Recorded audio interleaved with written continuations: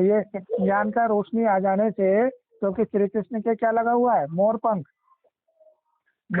मोर पंख के अंदर क्या होते हैं, 7 कलर होते हैं। जैसे सूर्य की रोशनी के अंदर क्या होते हैं, 7 कलर होते हैं ना।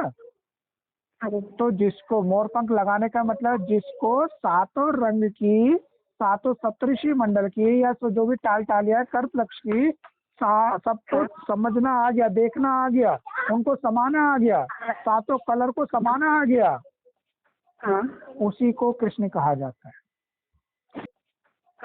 उसी को जय श्री कृष्ण हरे ओम, जय श्री कृष्ण हरे।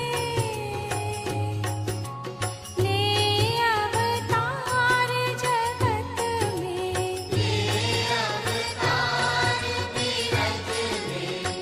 सुर मुनि कष्ट हरे। ओम जय श्री कृष्ण हरे ओम, जय श्री कृष्ण हरे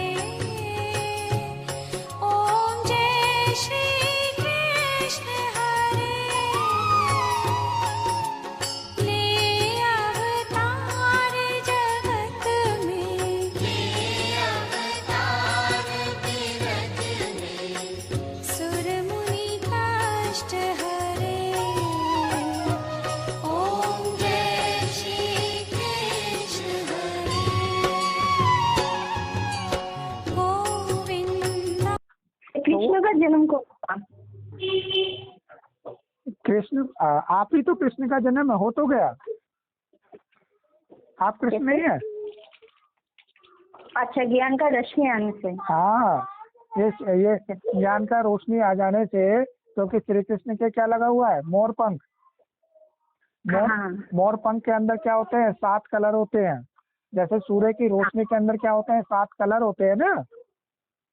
तो जिसको मोर पंख लगाने का मतलब, जिसको सातों रंग की, सातों सप्तऋषि मंडल की, या जो भी टाल टालिया कर्पलक्ष की, सबको समझना आ गया, देखना आ गया, उनको समाना आ गया, सातों कलर को समाना आ गया, उसी को कृष्ण कहा जाता है।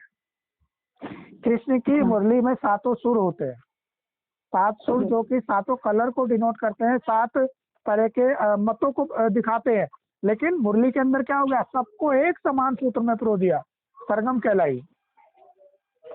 जब सरगम आना शुरू होता है, मुख से निकलना शुरू होता है, तो कौन सी स्टेज आ गई, कृष्ण की स्टेज आ गई। एक ही कृष्ण थोड़ी ना है कोई, एक ही कृष्ण नहीं है, एक ही ब्रह्मा नहीं है। क्योंकि लक्ष्य क्या मिला, ब्रह्मा सो विष्णु बनना है। विष्णु माना ही लक्ष्मी नारायण का कंबाइंड स्वरूप। तो इसका मतलब ब्रह्मा क्या है, चाहे मेल देह है चाहे फीमेल देह है, चाहे और तुम्हारा चाहे कोई 6 नंबर वाली ड्रेस है, वो भी क्या है, अगर उसको आत्म स्मृति की परसेंटेज आती है, उस स्टेज को कहा जाता है कि मैं ब्रह्म में आई हुई निराकारी शक्ति हूँ, मैं ड्राइवर हूँ इस गाड़ी के अंदर। तो उस स्टेज को ही ब्रह्मा कहा जाता है। ब्रह्म में आई हुई निराकारी शक्ति। तो क्या कहेंगे, अलग से कोई ऐसे नहीं कि ब्रह्मा वाली आत्मा। अरे ब्रह्मा एक स्टेज है, वो हमारी अपनी स्टेज है, वो केवल पर्टिकुलर एक के ऊपर डिनोट नहीं करेंगे, ये ब्रह्मा वाली आत्मा है। हाँ, तो ये कृष्ण की स्टेज कौन सी होगी कि जब 7 रंगी की जो मोर पंख दिखाते हैं, वही पवित्रता कहते हैं ना। अभी तक हमने यही तो जाना कि मोर पंख किसकी पवित्रता की निशानी। तो पवित्रता वो जो 7 कलर को उसका मान सम्मान दे, 7 सुर को मान सम्मान दे, 7 सुर को जो टाल टालियां निकलती हैं, टाल टालियां संगठन बने हुए हैं, है ना, उनको वो क्या करता है, समर्थन देना शुरू करे, एक सुर में सबको बांध दे।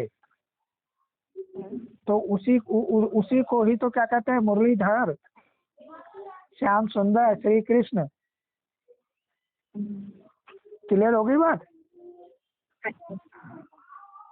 और उसके हाथ में ही काठ की बांसुरी दिखाते हैं, और ऐसी मधुर बांसुरी बजाता है भी वो कि चाहे वो जीव जंतु हो, चाहे पशु पक्षी हो, चाहे मनुष्य योनि के हो, कोई सा भी हो, असुर हो, सबको एक सूत्र में बांध देता है वो। हाँ, और उस समय ये भी ध्यान रखना कि जब मुरली बजती थी, हमारी जो पिक्चराइजेशन हुआ है, मुरली बजती थी तो जो गोपियां हैं अपनी जो सुध-बुध खोती हैं, उस समय वो क्या सामने वाले की जिससे जो जहाँ से मुख से बज रही आवाज आ रही है उसके चेहरे मोहरे को देखते थे, या वो केवल आवाज को कानों से सुन करके मुग्ध है बस?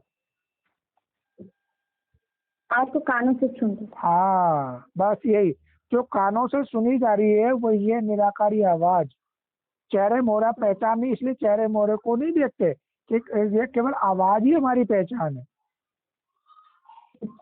क्योंकि ये दे क्या है, ये तो क्या काट की मुरली है, ये चाहे ममता नामक हो, चाहे ये जो भी रीना नामक हो, चाहे वो अनुज नामक हो, चाहे वो सीता नामक हो, कोई भी नामक हो, क्या फर्क पड़ता है, कोई भी काट की मुरली हो। तो काट की मुरली की पहचान नहीं होती, उसमें केवल जो सुर निकल रहा है, जो आवाज निकल रही है, तो सबको मीठी लग रही है। क्योंकि जहाँ पे देह रूपी पहचान की गंध नहीं होती, खाद नहीं होती, वो सबको मीठा लगेगा। और जहाँ देह रूपी पहचान की खाद आ जाती है, वो कैसा हो जाता है, कड़वा हो जाता है। यही तो बोला था, पाठ में क्या मिल गई है, खाद मिल गई है। किसकी? देह देखे पदार्थ देखे संबंधों की पहचान की। और वही खाद क्या हो रही है, भस्म होती है। कैसे? योग से। योग माना हमारा अपनी एक्चुअल पहचान कैसी, ना मेल ना फीमेल, निराकारी एक्टर अर्धनारीश्वर स्वरूप, और हमारा किसके साथ में कंबाइन, किसके साथ में, इस देह रूपी ड्रेस है, ये हम नहीं है, ये देह और हम, प्रकृति और हम, निराकार शक्ति हम, हाँ, आत्मा और प्रकृति दोनों मिलकर के, दोनों एक दूसरे के सहयोगी हैं, तो सृष्टि रंगमंच पर खेल खेल रहे हैं। ये जो खेल खेलने का मतलब क्या, रास लीला रच रही है। क्योंकि ये जो है हम जो श्याम सुंदर हैं, और ये प्रकृति क्या है, राधा। प्रकृति क्या है, सीता। राम के केस में सीता है, शिव के केस में पार्वती है, और कृष्ण के केस में राधा है। ये राधा के चेहरे मोहरे डिफरेंट होना ही क्या है, माया जाल है। दिखाते हैं, रासलीला का चित्र देखा कभी भी कि सभी, हाँ, जो भी फीमेल जो पोर्शन प्रकृति का दिखाया, वो क्या दिखाया, चेहरे मोहरे उसके डिफरेंट है, लेकिन सबके साथ में एक ही श्याम सुंदर है। एक ही श्याम सुंदर। हाँ, तो निराकार शक्ति हम श्याम सुंदर, और इस चेहरे मोहरे से अनेकता हो रही है एक ही।